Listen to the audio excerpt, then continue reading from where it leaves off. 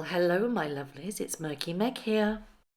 It is still Friday, the 16th of February, and this is my second video today. If you haven't already seen my first video, I've popped a link up in the right-hand corner. This is the thumbnail. Have a click and go and watch it if you may. Or if you feel like it, you don't have to. But as I alluded at the end of this morning's video, that Harry has done an interview with Good Morning America, no less. Now, when Harry first hopped on a plane, spent no more than half an hour with his father, some say 12 minutes, some say 30 minutes, but, it was very little time. I said, and I quote, that there will be leaks coming out about this. And I implied that it would be on Meghan's side, but didn't expect Harry. Well, there you go. Harry is doing an interview with Good Morning America, and it is airing as we speak. Yes, ladies and gentlemen, he is talking about his father's cancer diagnosis. Has the man got no shame? No, he did this with the Queen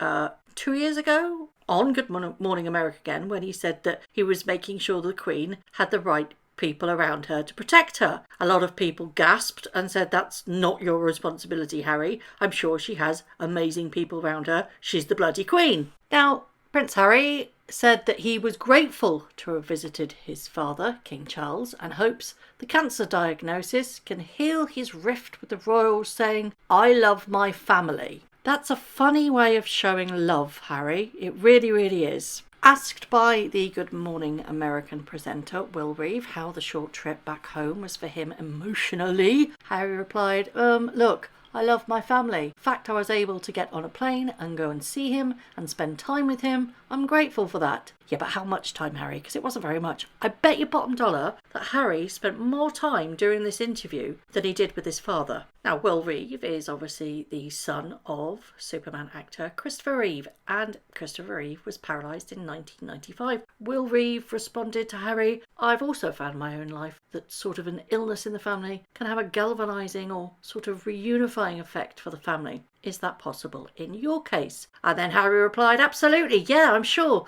Throughout all these families I see on a day-to-day basis, again, the strength of the family unit coming together. I think any illness, any sickness brings families together. What I see, Harry, is that you took an opportunity to then fly over to see your father. Your father was having none of it, gave you quarter of an hour, 30 minutes tops of his time because he was starting cancer treatment, had to get away, flew off from Buckingham Palace in his helicopter to get peace and quiet in Sandringham Estate. You didn't bother to stay around. You hot-footed it back to America because you had a poxy award show to actually go and present an award at. And now you're on national telly saying that you love your family after everything that you have done over the past 4 years. And let's not forget, sickness and family, you say, unifies us all. Okay, what about Meghan's father? You're going to hop on a plane? Because you've never met him, have you, Harry? You've never met Thomas Markle. You stood there on national telly and said about family and unity after everything that you have done and put your family through. Yet again, you are cashing in on your own father's misfortune for a bit of publicity. Shame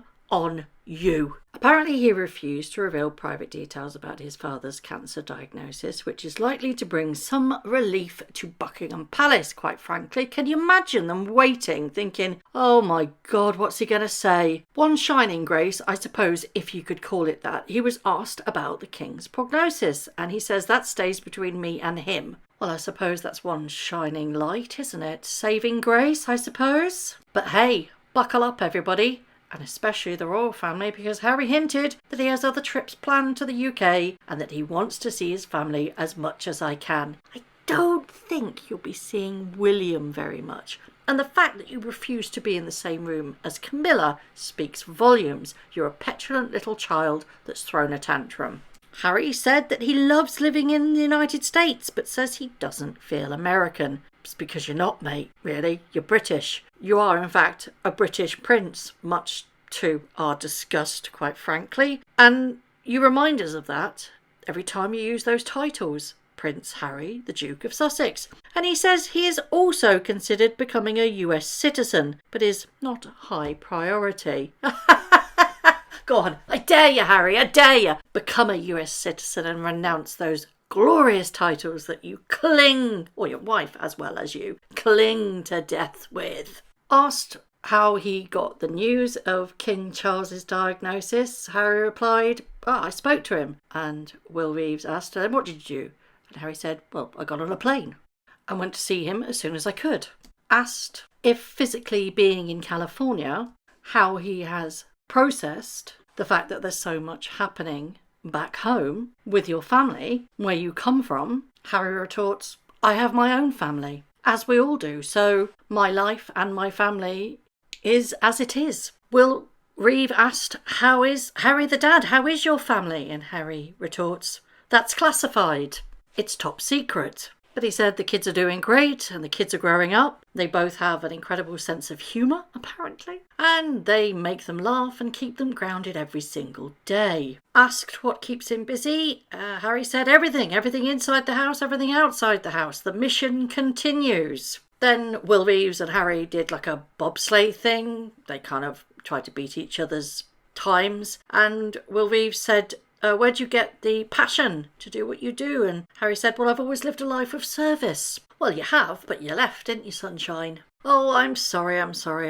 Service is universal. Silly me, I forgot. I believe that the fact that Harry refused to talk about his father's diagnosis is him basically trying to go, see, I don't talk about it, but the fact you're still talking about it, you could have quite easily said pre-interview, no discussions on my father, none at all. But of course, that doesn't get the headlines, does it, Harry? You certainly know how to work it. I do wonder if the shoe was on the other foot, and that if he was going through something quite substantial illness-wise, whether he would be happy for others to speak on his behalf. I don't think that would be the case, would you? Because Harry is extremely litigious and is very so when it comes to his privacy, but not so much when it comes to the privacy of his family. Personally, when he was speaking about the Invictus, he was very animated, but when he was speaking about his family, I found it all to be rather arrogant, but that might just be me.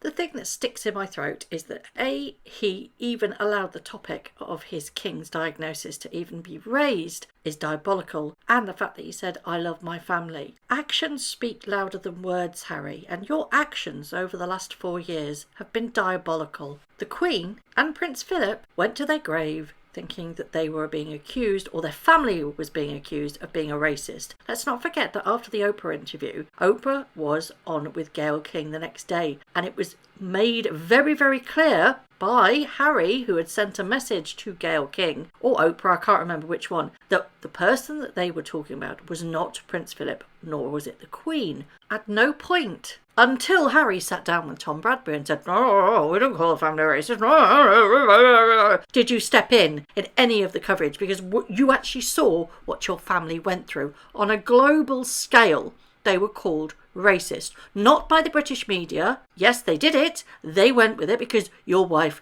implied it. But the world media said your family was racist. And you, nor your wife, said anything to counter that. No statement was issued. But you are quite happy to issue a statement when people call you out on your website, but nothing with regards to anything with the world's media calling your family racist. There you remain silent. And now you have the audacity to say that you love your family and that you hope that this illness will bring the family together and for reconciliations. I think that starts more at home, sunshine. Get your family's name out your mouth. Because this doesn't look like love, Harry. It really, really doesn't. So, did you see it? Did you watch it? What did you think? That's really all there is to offer. There's going to be another segment later, but it's more about Harry and Invictus. And to be quite honest, it's going to be more gubbins, isn't it? But I'd like to know if you feel that Harry had a right to speak on this. He didn't really imply anything, but the fact that he didn't say in a pre-interview,